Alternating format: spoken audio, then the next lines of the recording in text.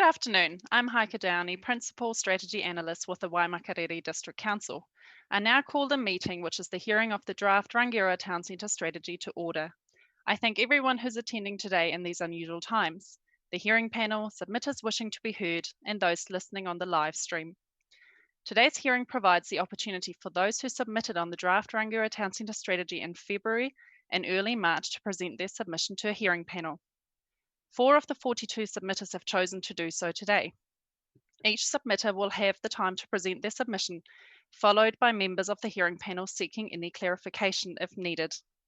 Today's hearing is not a decision-making meeting. We are joined by Councillors Barnett, Williams and Ward. I now call for nomination of the Chair. I nominate Councillor Barnett. I second that. All in favour, please say aye. Aye. Against? Carried. I declare Councillor Barnett as the Chair of the draft Rangiora Town Centre strategy hearing, and I now hand over the meeting to the Chair. Thank you, Heike, and thank you for your introductory remarks. I just welcome all the panel, the staff involved, and all the submitters who are attending today's hearing. The hearing on the draft Rangiora Town Centre strategy is to set the context of what we're going to be doing in the next 10 years with the very important Rangiora Town Centre in our district. It acknowledges that the town centre is the focal point of Rangiora, and it looks towards how we can inform strategies going forward to improve and move forward in the times that we're facing at the moment. As Heike mentioned, there were 42 formal submissions. We have 4 presenting today. And the purpose of the hearing is really to make sure that we can hear from those people who wanted to expand on the points made in their written submission. The panel has read all of the submissions and will be going into deliberations later on, and we will look at all of the strategy in light of the submissions that have been made. And this will lead to a revised strategy to be presented to Council later in the year. So I would now like to call the first submitter for today, which is Fiona van Pattegem from Regenerative Business Development. Welcome, Fiona. Can you hear me? Right, Fiona, if you'd like to take your button off mute, there we go. Just a couple of housekeeping matters before we start. This is our first ever online hearing, so we are the trial for the rest of the ones that we're going to have in public meetings going forward. So welcome to this first hearing. Just to note that you'll have 10 minutes to speak to the panel, and then they may wish to ask you some questions to clarify the points in your presentation today. Remember, we have read your submission, so there's no need to read it in full, but we welcome that you would, if you'd like to highlight some of the points that you would particularly like us to understand, and we're particularly interested in the outcomes that you're seeking for the Rangiora Town Centre strategy. So you'll have 10 minutes, and I welcome you to speak now.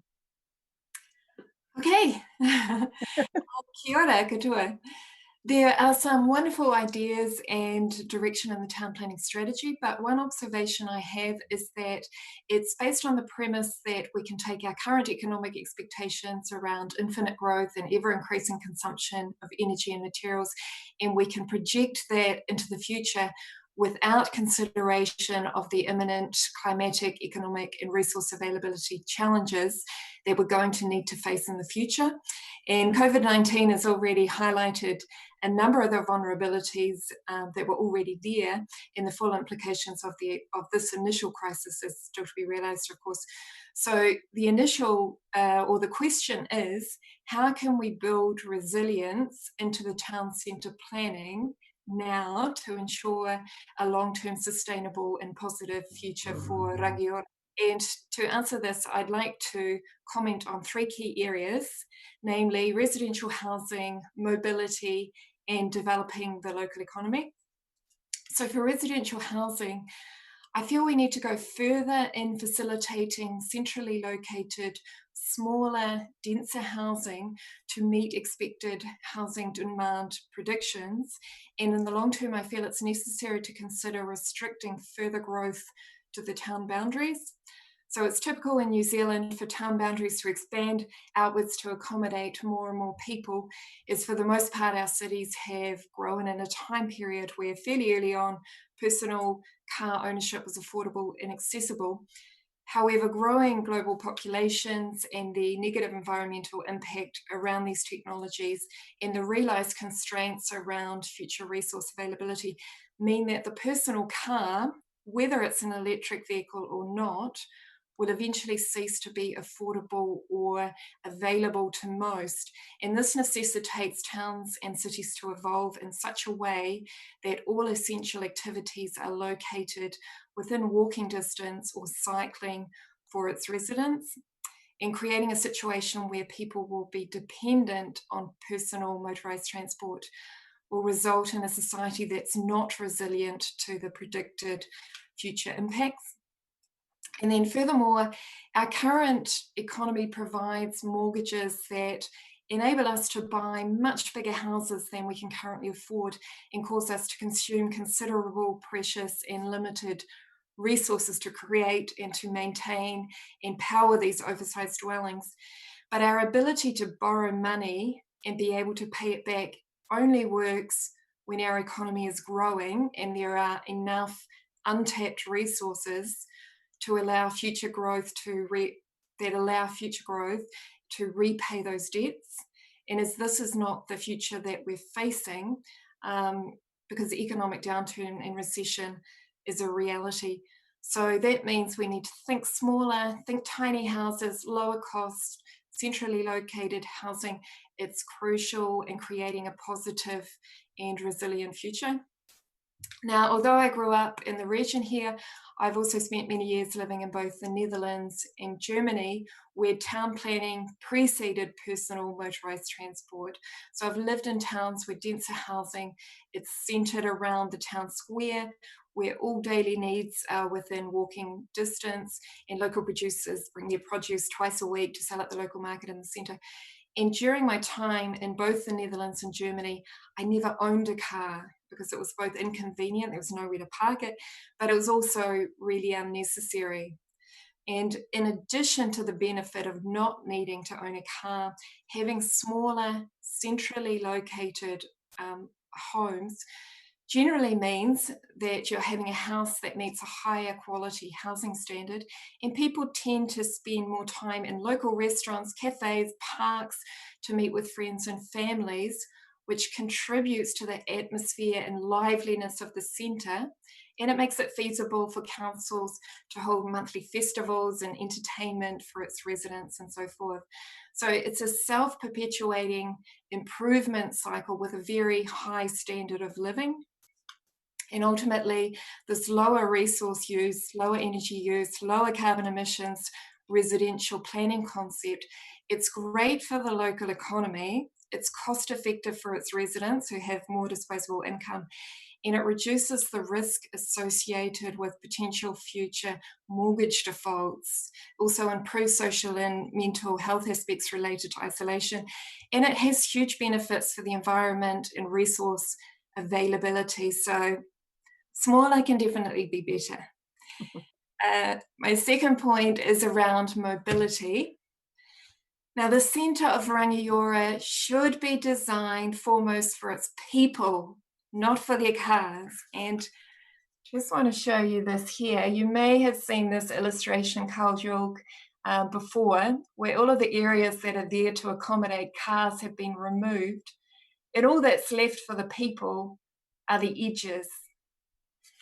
I don't think that's what we want necessarily. So the mobility project, it should not be about how do we accommodate people's cars through building parking buildings and the like, but how do we develop the centre for ease of mobility for people? Now, living in the Netherlands, a bicycle was the single most convenient way to get around, and living in Germany, it was walking. The town plan will dictate what the most convenient modes of mobility are. And as addicted as we are to our cars, evidence suggests that the world without them, when well designed, is a very pleasant one with less noise, less pollution, less unnecessary deaths and injuries, and less debt and financial hardship. Now, prior to the capital of Malta changing its centre to a pedestrian-only area, Everyone was against it, and businesses were fearful of what that would mean for them. However, the number of people visiting the city actually increased dramatically, and businesses that were based there experienced increases in turnover like they'd never experienced before. And there's many, many more examples like that one. So you design an area for people, and people will come. Now, my third point is around local economy. So to maintain Rangiora's local economy, we need to find ways to encourage true local businesses to populate the town centre. Because while popular franchises may provide some jobs, generally a proportion of the profits is leaving the country or the region. And in a low carbon future, localisation of goods and services must exist in order for a town to be both sustainable and to be resilient in the face of climate uncertainties and other crises. So imagine a town where the centre is not populated with chain stores that are the same as what is found in every other town in New Zealand. So imagine how this diversity and uniqueness would draw visitors to the town. And furthermore, an expectation to facilitate the transition to a low carbon future is that remote working and working from home will become more common for a lot of people. And this is likely to create a rise in centrally located collaborative working spaces and hubs where small businesses or individuals who are working remotely share local spaces that have a common boardroom, video conferencing facilities, etc. And this, of course, is a better use of resources, but it can bring people into the centre to spend their money there, and it creates a vibrant business community. So this forethought, it could allow Rangiora to become an innovation hub in its own right, so that its residents are not heading off to Christchurch every day, but can foster their entrepreneurship locally in the centre here. So my message in summary, first point, enable people to achieve financial resilience through centralised small housing options. Second is to design the town for people, not cars, facilitating mobility, not personal vehicles. And the third is really about fostering a true local economy, which creates a point of difference. That's all I have to say. So any questions? Thank you, Fiona, for your submission. That was very well thought out and very well presented. Thank you. Questions from the panel? Councillor Williams. Hi there, Fiona. Thanks very much for your presentation. I've got one wee concern of you was overseas and you saw how everybody moved around the local towns. How were they transporting their groceries and their articles they buy from the shops to backwards and forwards? Some of the big shopping trolleys these days are quite large, and if somebody got a couple of kiddies and they've got a pram there, how were they experience the travelling and moving of the groceries and what have you overseas? Yeah, well, people tend to live differently. So where we lived in Germany, we had a small apartment, 70 square metres. We had basically a fridge the size of a bar fridge. We had, just a tiny little freezer within that fridge. So, and we had a small kitchen. We didn't have a large pantry. So we didn't have a lot of space to store food, but the supermarket was a stone's throw away. So what you would tend to do on your way home from work, you duck into the supermarket, you buy what you need for that day. You've always got fresh things on hand. And of course you have the markets twice a week, so you buy things that will last a couple of days, but you tend to live in a different way. And of course, New Zealand, similar to America and Australia, we've evolved in a different way, and we live in a different way where we have these vehicles in large supermarkets that are further out of town, and we tend to stock up, and we have the big houses and things like that.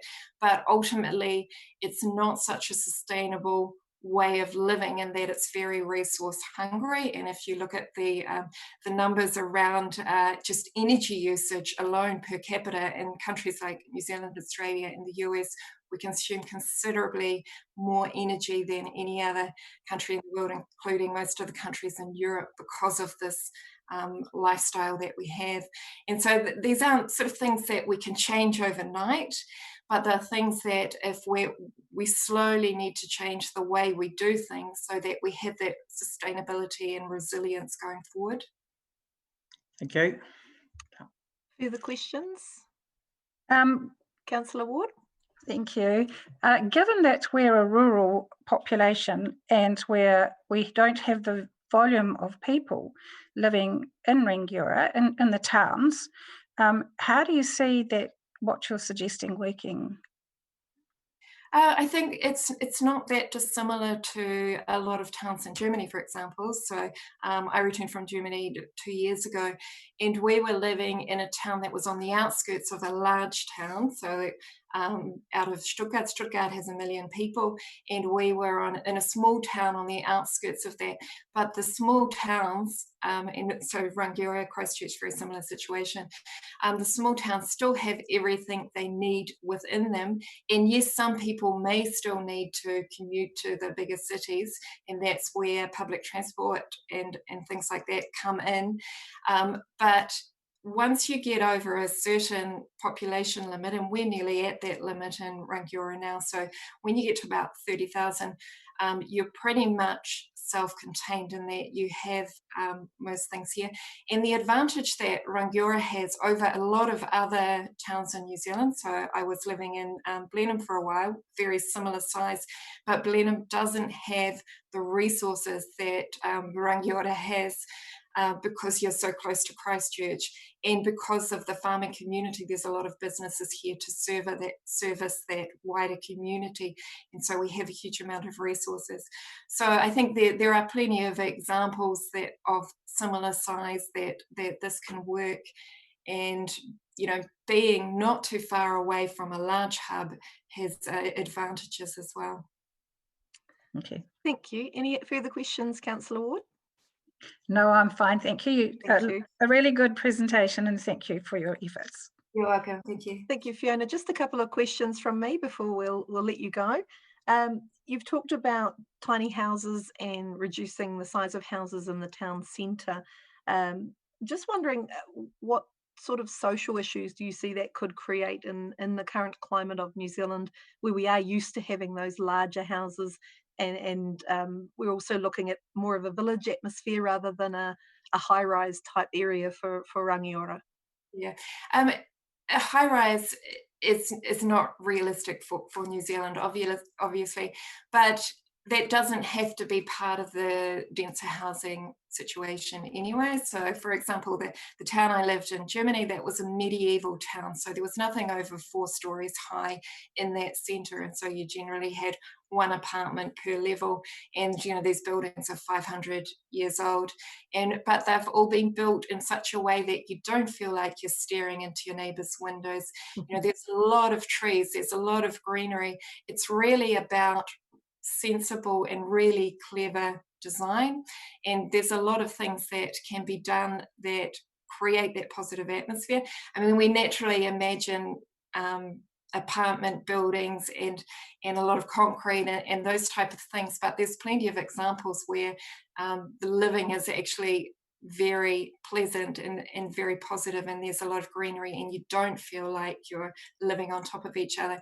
And that's done with making sure there's lots of common areas and there's lots of parks within that area as well, so people can come out and congregate in those areas, but also a lot of pedestrian type areas where you're removing some of that road space, and that's becoming spaces for people. So it's really about clever design, and of course you have to get it right, because if you don't get it right, then it doesn't work. But if you get the design right, then people will come and people will want to live there. So it's all about creating something that works. And the second question was just your point about the chain stores, or the stores that are nationwide. Wouldn't facilitating some of those chain stores to come into North Canterbury prevent people travelling into Christchurch a bit further? Have you got any thoughts on that? Yeah, I mean, I think that they're always going to be there. I think not necessarily. I mean, there's a couple of examples in New Zealand, so Reefton, and I think top of the south, up above Takaka Way, where the chain stores aren't interested in those. And they have really interesting stores and really interesting things to visit, and visitors love it. And the population in the summer holidays in those places goes crazy because people want to see something different.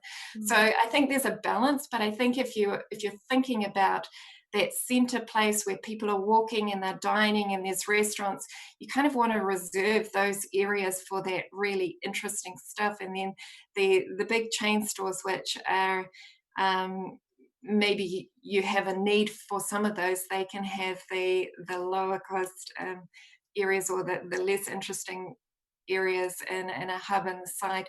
But it would be really nice to think that you could walk down the main street of Rangiora and see things that you're not going to see anywhere else in New Zealand. You can imagine that would make it a really exciting place to come. And you can imagine visitors in the weekend coming from Christchurch to visit Rangiora because they can get things here and see things here that they just can't get in Christchurch. Thank you, that you've answered that very fully, Fiona. So I think if there's no more questions, we will be able to let you go. Just the steps from here, the panel will take all the information you've given us and put it into the consideration at the deliberations we have.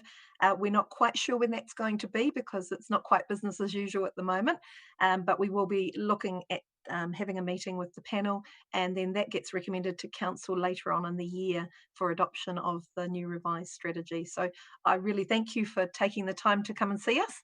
We always appreciate it, and you've left us some very interesting thoughts. So thank you again. You're welcome. Thanks Bye-bye. for your time. Right, well, we've had Fiona, that was first submission.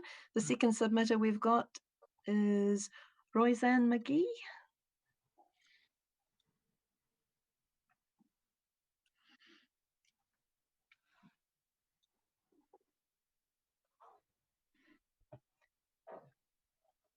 Welcome, Roseann. Can you hear us?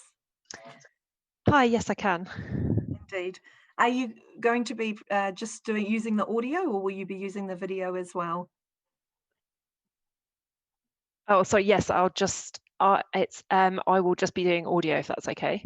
That's absolutely fine. Thank you very much for attending the submission. I'm Kirstyn Barnett, I'm the chair, and we've got Joan Ward and Paul Williams on the panel here today, plus some staff support as well. We're here to hear extra information from your submission on the main points of what you'd like to let us know today. You'll have up to 10 minutes to speak, and then the panel would like to ask you some questions, perhaps to clarify a few points. We have read your submission, so there's no need to read it in full, but we're looking forward to hearing from you. Please feel free. Hi, thanks everyone.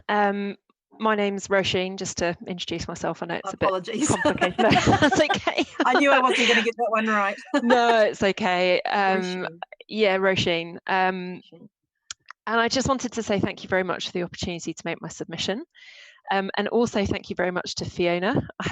I read her submission before I started, but I really enjoyed listening to what she had to say.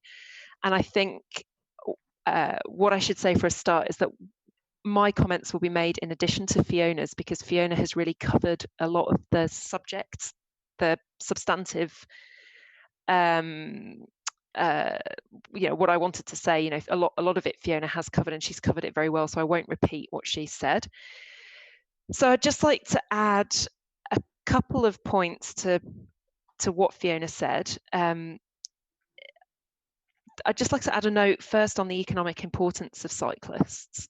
I think what often gets missed from this conversation, it's obvious that a city or a town centre that has more cyclists has fewer cars, and fewer cars, most people would agree, would add to the the sort of the town environment, because there are fewer cars, fewer emissions, better air quality, and it's just a nicer environment, safer environment for families, and so on and so forth. But I think quite often people miss the fact that cyclists actually spend 3 times more than drivers on average. They spend less per visit, but because they make more visits, they end up spending a lot more. Not only do they make more visits, but they're actually more loyal as customers. And I guess you could theorize about why that is, I don't know, but that's definitely something that's worth bearing in mind, particularly with a town centre like Rangiora's, where after the earthquakes, a lot of the businesses have struggled. The sort of foot traffic has reduced, and people have started moving out into the sort of service corridor along Flaxton Road. I'd also like to pick up on a central theme of a lot of the submissions, which is a request for more communal spaces. And I know a lot of people have different ideas about what those spaces should be and where they should be. But if those spaces are next to busy roads full of cars, there's just no way that people will enjoy them to their full potential. People don't want to sit outside cafes, despite the lovely weather that we have here. If that road is if they're next to a busy road with cars hurtling up and down it, and actually the speed limit doesn't really matter. It's the cars themselves. It's the emissions and the noise that the cars produce that put people off from sitting outside cafes, playing in playgrounds, taking the children, walking, just going for a walk up and down the high street. And then just lastly, I'd like to add a few notes about my experience as a cyclist that lives just outside Rangiora. I'm a mum, I've got 2 small children, they're 2 and 3, and I bike everywhere with them they're in a bike trailer. We do our shopping, we go to the library, I put all the books in the trailer, and whatever you do in the town centre, if you guys don't plan real space for cyclists along the main routes in and out of Rangiora, you're missing out on a massive opportunity. The space, I live in a hoka, and it takes me just under half an hour to get into Rangiora to go to the library or the play centre, whatever it is I'm going to. It takes me 26 minutes to get to Kaiapoi, and actually it's only just over half an hour to get from Rangiora to Kaiapoi. And I think as the Waimak region grows and there are more people moving out, not just to the town centres like Kaiapoi and Rangiora, but also the little satellite settlements, if you like, around those town centres, there needs to be planning so that there is space for cyclists on those roads. I mean, I've biked all over the place. I used to race on my bike, and I'm a very different cyclist to a lot of people, and I accept that, and I understand that I might cycle where other people maybe wouldn't. But these roads, the road to go from Ahoka into Rangiora is the most dangerous bike ride I have ever done. And it's every time I do it, it is incredibly dangerous. It's dangerous partly because there are stretches where there isn't any space for bikes. But I'd say it was 50% that, maybe 30% that, and 70% the attitudes of drivers on the roads. People don't expect cyclists. They don't make space for cyclists on the roads. And they actually drive as if you are something to be chased off the road. I've been clipped by enormous trucks and lorries with 2 toddlers in my trailer. There's no question that everybody knows what is in my little trailer with a friendly waving flag, but people just don't care. And that's one of the reasons why making cycling an integral part of the town centre in Rangiora is so important, because if you make space for cyclists and show people that they're an important part of society, that it's a great way to get around, I feel very confident that people's attitudes would change because more people would do it. And the other point that flows on from that is that when you are planning for bicycle journeys, it's really important to plan for those journeys to be along main routes. It is no good to plan around main routes for cyclists to go around, because if it's going to take you a long time to get somewhere, the longer it takes you to get somewhere, the less likely you are to use that form of transport. So it has to be the most direct route, and you have to plan for real journeys to be taken by bicycle. So I completely agree with the councillors who asked questions around the practicality of using bikes. Well, bikes are incredibly practical. You can attach a trailer, you can carry your kids, you can put your dog in the trailer, you can put anything you want in there, and you can put your kids on bike seats. So any journey that you make in a car, you can make by bicycle. And I do my shopping, I do everything. But you have to plan for people to do what they normally do by bicycle, rather than planning for a kind of utopian vision where people are doing something that's ideal, because people always want to get somewhere as quickly as possible by the easiest way possible, and you have to help them with that. And just in conclusion, I'd just like to go back to the strategy's overall objective, which is to improve the quality, the lifestyle, aesthetics, functionality and vibrancy of Rangiora. Well, quality. What kind of quality of life do you have if you don't have quiet streets, clean air and a safe environment? Lifestyle, everybody wants to be healthier and more active, and giving people the opportunity to have a healthier lifestyle is a really important part of designing for cyclists. Aesthetics, car parks are ugly. Cars emit foul black smoke that leaves black residue on everything. It's not attractive. If you go on holiday to Italy or go on holiday to Greece, people go to those places because those town centres were designed before cars came along, and they were designed for people rather than vehicles.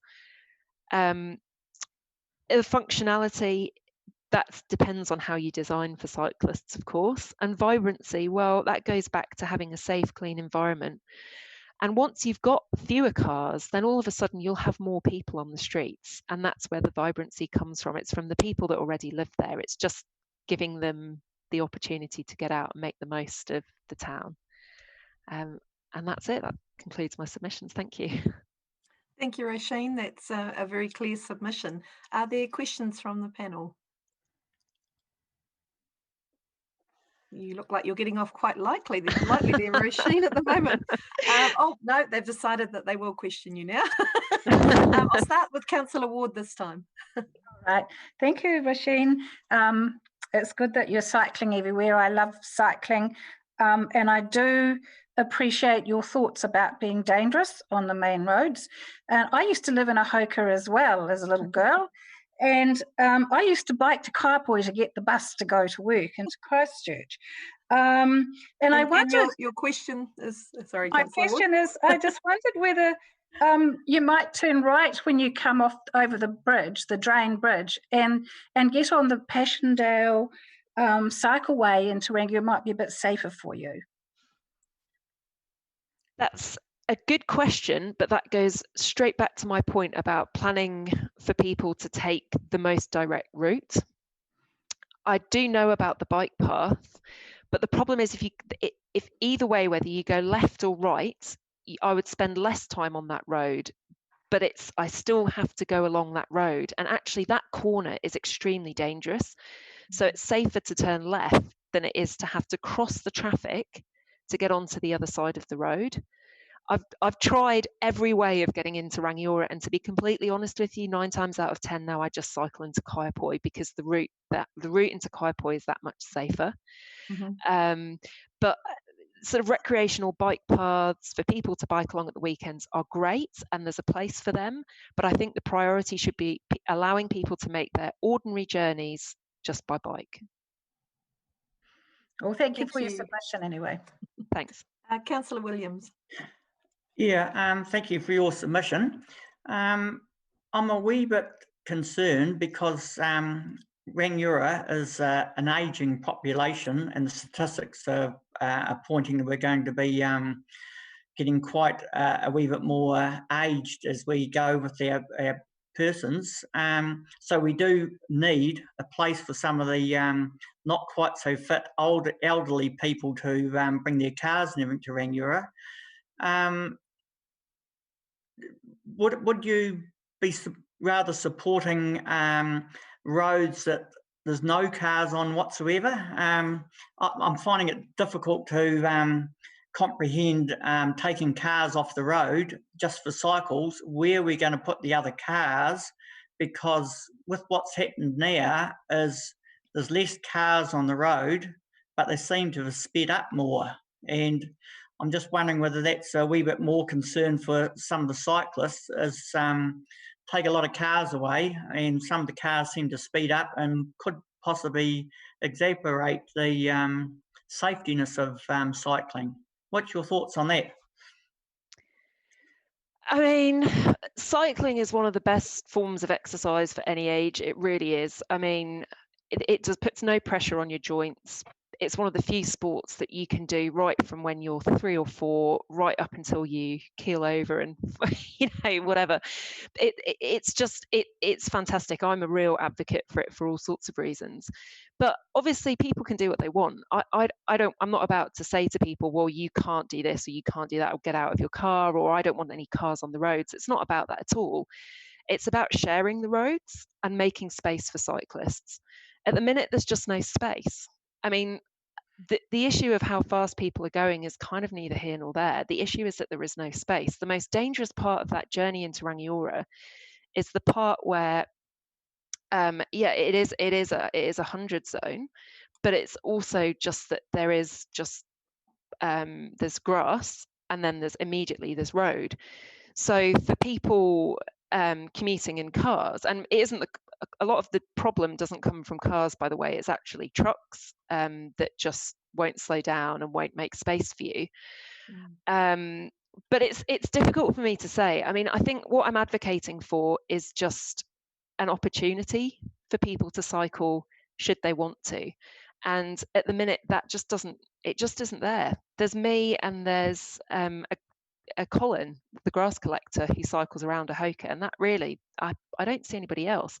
But I do meet lots of people, lots of mums who would like to cycle their kids to preschool. In fact, actually, probably the majority of cyclists that I see are older people.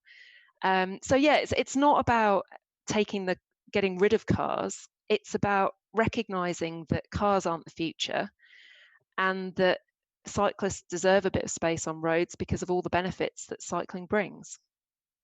Thank you, Roseann. Councillor Ward's got another question. It's a question, well, I might say that I think that we're actually looking at improving the roads down from Rangiora through over the Screw Bridge because of the usage. So we could take your thoughts into consideration when we're planning that. Thank you. Just one question from me, Roseann. Obviously, Rangiora is not a blank slate. You mentioned that it's been designed for vehicles as a rural service town with a previously widespread population now becoming more centralised. Your point about cyclists not using other routes, I'm particularly interested in the Southbrook area. The Southbrook area is very narrow, and we're constrained by some of the residential areas. Would you say that cyclists would use a cycle path down there, or would they use an alternative if it still took them to the town centre?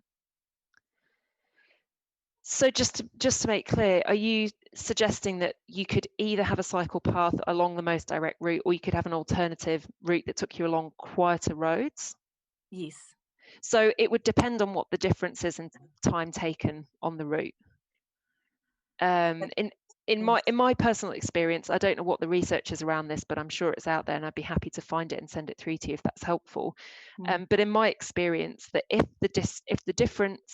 there is a markedly quieter route that is only going to take you 5 minutes more, great, not a problem. But if it's going to take you 10 minutes or more longer to go on a quieter route, you're just going to take the most direct route. I think it's one of the rules. It's a well-known reality of town planning that people will always take the most direct route. And if that goes across your beautiful lawn that you have planted, what are they called? Lines of desire. Are what they're called. Yeah. Yes, and the same goes for cycling, exactly the same way as pedestrians. And what's your view on shared cycle walkways? I actually think they're great. I know that every now and then you get stories about cyclists behaving irresponsibly on pavements or on shared walkways where they're cycling too fast and they hit pedestrians, and people like to make a big fuss about that. But obviously, it's much less dangerous to be hit by a bike than it is by a car, and I think that just goes down to common courtesy and good manners. I would never ride on a pavement, and I think that I think it's better to make space for bikes on roads than it is to ask cyclists to share walkways with pedestrians, just because of the speed difference. I mean, on a decent bike path, cyclists can be doing 30 kilometers an hour, and if you want people to commute, you should expect people to want to get wherever they're going as quickly as possible. So I think there is a bit of an inherent tension in that. But it depends where it is, because if it's in a town centre where people are making small, short journeys, they're probably going to be going slowly, and the traffic may well be older people, children on bikes, families, rather than people making those longer commuting distances. So shared walkways around Rangiora, absolutely fine. If you were going to pedestrianise the high street, for example, if that's something that you do go forward with, and you're allowed to cycle around that would be fine, I'm sure, because people won't be going that far, and you could, it's a reasonable expectation for cyclists to slow down in a town centre, I would say. Thank you very much for that. Well, we'll draw that to a close now. And just to let you know what happens from here is we'll take all that information into consideration in our deliberations. We don't have a date for that as yet with the change of circumstances at the moment, but following the deliberations, it will be recommended to Council with a revised draft strategy. And you are able to keep in touch with where we're at in the progress through our website, and you'll also have correspondence as a submitter. We will be looking at all the submissions, not only the ones heard today, but also all the written submissions and information that's been presented. So we hope to have a revised strategy to send to Council later in the year. So thank you very much for presenting today. Apologies for your name at the start. I did an education on that one. Don't worry. I very much appreciate you coming, and thank you for taking the time to submit. Thank you very much.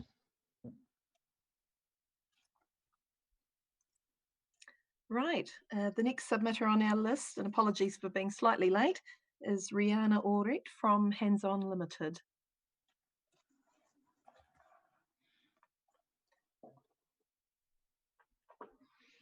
David?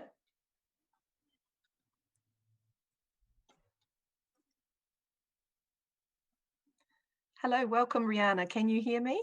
I can hear you, yes. Lovely. Well, thank you very much, and sorry for the slight delay. That's okay. But we're and you can see all of us on your screen? Yes, I can. Thank you. I'm Kirstyn Barnett. I'm the chair of the hearing, and we've got Councillor Ward and Councillor Williams with me today, and we are here to hear your submission. We have read your submission, so we welcome you to make some highlights, some points, also just to provide us with some information on what outcomes you'd like to see going forward. And you'll have 10 minutes, up to 10 minutes to speak, and then we may wish to ask you some questions just to clarify the information. So when you're ready, feel free to speak. Yeah. It will be short and informal. I own a retail store in Rangiora, and the parking is really a problem. So there is really nowhere in central Rangiora where people can park for more than 2 hours, and there's no option to extend that. So we offer courses at our store, which often are 2.5 to 3 hours. That means halfway through the class, people have to get up, go and move their car, and it really doesn't achieve anything. They take the car, move it to another spot in the same parking lot to avoid getting a ticket. So that's bad for business. I have definitely lost some sales, and I'm sure that the other businesses experience the same. So if we want to attract people to Rangiora as part of this big expansion plan, which is fantastic, but if we want to attract people to Rangiora from outlying areas or Christchurch, you have to give them an option of staying for longer than 2 hours without panicking about getting a ticket. And that's my that's my little 2 cents worth. What I would like to see out of it is, it would be great if there's some way for people to pay for more time. You know, give them the 2 hours for free, and then give them the option of paying for another hour or another 2 hours. That way you won't have people just parking there because they need to leave their car somewhere. And you'll be attracting business, and people would feel comfortable coming to Rangiora, going for a class, or, you know, if you want to come and support the hairdresser here, it takes a woman's haircut and maybe some, you know, other things that we have done, takes an hour and a half. So if you've driven from Christchurch, you've been in the hair salon for an hour and a half, maybe you want to catch up with somebody over lunch and do some shopping. 2 hours is not enough. So if the person has to, after 2 hours, rush to get their car away, the gift shop where she might have wandered in and bought something, the flower shop, the bakery, all of that loses out. Thank you, Rihanna. That's a very clear submission. Now, the panel may want to ask you a few questions. Do I have any questions from anyone on the panel? Councillor Williams. Yeah. Yes, g'day there, and thank you for doing the submission. In your experience as being a business person, have we got plenty of parking in Rangiora? Getting a park is not a problem. It's being able to stay there. Yeah, so you think there is plenty of parks then? I reckon there is plenty of parking. I've not ever had people complaining that they can't find parking. Yeah, cool. And if we put on, like for example, in a parking building, do you think many people would use it if they had to pay for parking? I reckon that obviously if they're not staying longer than the free period, they would opt to use the free parkings. But if you intend staying for longer than the free period, whatever that may be, I would reckon that people would pay for parking, unless it's ridiculously expensive. I mean, you will always get the people who go, I'm not going to pay for parking. But you know, if you have to choose between paying maybe an extra $2 or $3 or $5 or whatever it would be, versus having to rush back, I would pay the few dollars to leave my car somewhere where I don't have to worry about it. Thank you. Thank you, Councillor. May I add, the one thing that is difficult is for us who work there is where do we park? Because where my business is on Durham Street, the closest I can park to my store is about 2 blocks where I can actually leave my car for long enough. Yeah.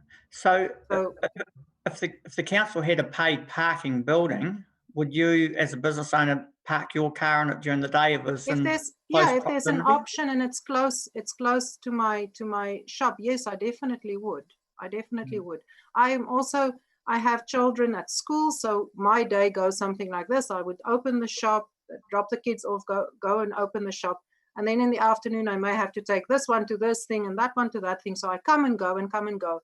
I cannot walk 2 blocks every time. I just don't have the time. So I just take my chances. You know. Thank you. But you don't want that. I would prefer something a bit more formal where I know it's okay. Yep. And we have evening classes as well. So sometimes, you know, I'm in and out of there from 9 o'clock till 8 o'clock at night. So yeah, something a bit more structured would be great for workers. And the same as if I have people coming to work at the shop. Some of them are so petrified about this. If they work a full day, they four times during the day, they go and move their car, which I think it's just crazy because they move it from one spot to another spot in the same lot. It's not achieving anything. Thank you. Councillor Ward, do you have any questions? No, I'm fine with that. I agree that we need to do something about parking in Rangiora and looking after the people that work in the town and providing reasonable paid parking for them so they can have access fairly closely to where they work so that they can have their purchases and come and go with ease. So I think it's just we're all working on that. And that's it's great. something I would say priority should be to make it easy for people to come and spend money in Rangiora. The workers can walk a little bit or, you know, make a plan. My first priority would be to make it possible. You know, I don't know if you're aware of what my business is. It's a sewing and crafts shop. So we've managed to create a bit of a hub here in Rangiora. So we've got 3 excellent stores for that kind of thing, plus Fabric of Society, plus Feather and Oak, which also stocks textiles and things. So really people are coming more than 50% of the people coming to my classes are from Christchurch. So we have that potential to get them to spend their money here. Thank you, Rihanna. Just one quick question from me. If the council did decide, for example, to put in some 3 or 4 hour parking areas for people who do want to spend that half day in the town, do you think that that would then get taken up by people who work in the town because they'd see it as an option to have longer parking without ticketing? There would always be, especially if there's no other option for them. Do you see any other ways we could encourage people who work in the town centre to park in designated areas or away from that customer-related parking? Making it cheaper than some other paid. Are you considering paid parking? It's always an option that we haven't decided anything at this stage. I think, I am not from here, so I've lived here for 4 years now, so maybe I understand local people a bit better than when I arrived, but to me, it's never been an issue to pay. I mean, really, if you consider when you go somewhere and you have to fork out, let's say $5 for parking or $10 even for parking, it's a fact of life. Get over it, so there will be people who complain to start off with, but then what choice will they have? They will have to, get over it and suck it up and start doing it. Whereas I reckon to counter, if you just have certain areas where you can park for longer, certainly that would appeal to people who need to stay longer, like workers. And if you don't want the workers to pay there, you either have to find them or give them another alternative. Right. So, thank you very much. I don't know. That's been very, very clear, and I think we've certainly grasped your key points there. So thank you very much for taking the time to come and speak to us today. We really actually appreciate that. It helps us just to tease out some of that evidence you've given, and we'll put that all now into deliberations going forward. We're not quite sure when that will be with the changing circumstances, but we will keep you posted as to the next steps and what will happen. And later in the year, once the panel has deliberated on all the submissions, we will put this forward to the council as a revised strategy, which the council can then choose to debate on or adopt as going forward. But that will be later in this year. So thank you again. Thank you very much for the opportunity. You're most appreciated that you could come. So thank you for that. Okay. And we'll say goodbye to you at this stage. All right. Thank you. Thank you. Right, and our final submitter for the day, we've got Alistair Leach.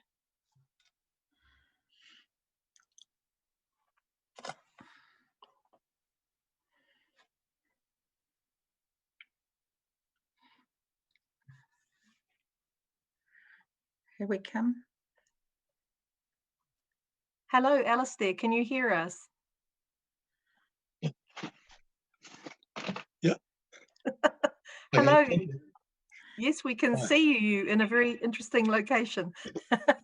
Sorry, I just got a phone call from a GP, and I had to cut him short. That's just south of Omahi. Oh, lovely. Yeah. Right, thank you and welcome to the hearing today. I'm Councillor Kirstyn Barnett, and we've got Councillor Williams and Councillor Ward here today. We're here to listen to your submission, and thank you for taking the time to speak to us. We've all read your submissions, so there's no need to read it in full, but we'd like you to highlight the key points and also to talk to us about the outcomes you would like to see in the Rangiora Town Centre strategy. The floor is yours. Okay, I don't know whether this is the correct forum to be presenting this or not, but because I've never been involved in anything like this before. But I've been involved in the Rangiora Museum for about 7 or 8 years, and I'm on the weekend roster. And it became apparent to me quite early in the piece that it had major flaws, one of them being that the building is totally unsuitable for a museum in the present day and age, and also that it's got an ageing membership, and a lot of them are getting past actually being capable of running it. And so sometime in the future, there are going to have to be dramatic changes. The building itself, the collection is at great risk because it's not watertight totally. There's a lack of storage in it. It's a very hard space to display anything well. And also with the aging population at some time in the future, it's just not attracting younger members. I'm nearly 70 and I'm the second youngest member there. So, you know, at some stage in the future, it's actually going to come to a grinding halt. And just over the last 7 or 8 years, I've been quietly looking around Rangiora to see whether there's a better site for it and what could actually be done. And I think around the civic precinct is the ideal spot. I've sat there on a Sunday afternoon and only seen 2 people all afternoon, and quite often they don't even know that the museum is there until someone's told them or come across it by chance. So if it was moved over to near the library somewhere, it would be in a way more prominent position and would attract a lot more people. And there's also the opportunity maybe to combine it with an art gallery or the Citizens' Advice or whatever. And yeah, so funding would be a problem, I would imagine, with the sports stadium soaking up so much money, but the Provincial Growth Fund could be approached, and maybe Lotto. And I've also had my eye on the old courthouse for quite a number of years to see what happens with that, because that in itself is a historic building. It still wouldn't be suitable for the museum, but it could serve as an entrance way if it could be purchased from the private owners, and a sympathetic building put out to the left of it, adjacent to the library, to accommodate the museum. I mean, you've only got to look at the Kaiapoi Museum to see what can be done, what can be achieved. And, you know, Rangiora is a very historic town. It's one of the oldest market towns in New Zealand. And to lose and not have the stuff on display is, I think, is an absolute tragedy. And it could actually be an attraction in itself to the town, which it really needs.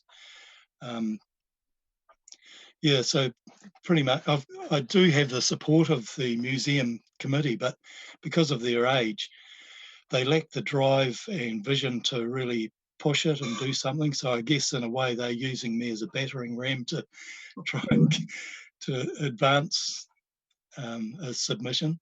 And I'm quite happy to do that, but I do need support because, like I said, I don't have experience in this sort of thing, and don't know where to go or how to go about this sort of thing. So, yeah, that's it. Oh, thank you, Alistair. I mean, today really is about hearing your ideas and your thoughts. So we're not asking you to find a solution for everything.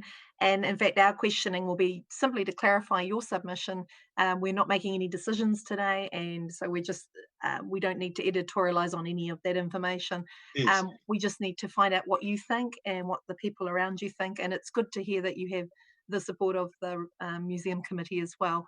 Now I'll open it up to the panel for questions. Do I have questions from the panel? If you'd like to indicate by raising a hand. Everyone looks very quiet. You've obviously, oh, now Councillor Williams decides to come in as well. Councillor Williams. Yeah, g'day. Thank you for submitting. You are aware that the Citizens' Advice is already in the Rangiora Library, are you? I am, but I thought combined with an information centre, it would be in a more public or easier to find location. It's tucked away right in the back of the library, and a lot of people don't even know that's there because of its location. So that could be in a more prominent spot, I think. Yeah. For funding of such a proposal, how would you think would be able to go on funding? Would the museum, and don't get me wrong, I think the museum in Rangiora is like a museum, to be quite honest. It needs a big upgrade. Would there be anybody in the museum to help starting to fundraise or to get things organised for that type of proposal? No, funding is a big thing. I know, I'm quite aware of that, and no, there's not, is the short answer. As I said, they're all getting, most of them are over 80 and just not up to pushing something like this. And so it's left to me, I guess, and because I don't have experience and that sort of thing, I really need to find somebody to help me. I thought I found somebody in John Branskeeson, and I got quite excited, but then he signed a new 2-year contract with the Justice Department, so that's him done for 2 years. So yeah, I'm still hunting around to find somebody to help me with it. Any further questions from the panel? No, I just want to thank you for all your work that you do, Alistair, and in supporting the museum. And we'll just have to see whether we can come up with something for you. Yes, thanks very much. I've just got one question for you, Alistair, and don't take this the wrong way, but if the museum was forced to close because of the lack of membership, the lack of funding, and the building becoming not suitable for housing the collection, what would actually happen to the collection? What would be the process? I have no idea. I don't know the answer to that. Right. I guess it would stumble along with the few people that would be left to run it. But I know the museum committee took a submission to the council last year trying to get funding to do some renovations to the building, which are badly needed. It's just not suitable for use as a museum now. It's so run down. It could still be repurposed, as I said in the submission, for meeting rooms, because I am involved in a couple of other groups, and we've had trouble getting a meeting room in the evenings around Rangiora, so it would be suitable for that purpose. Right.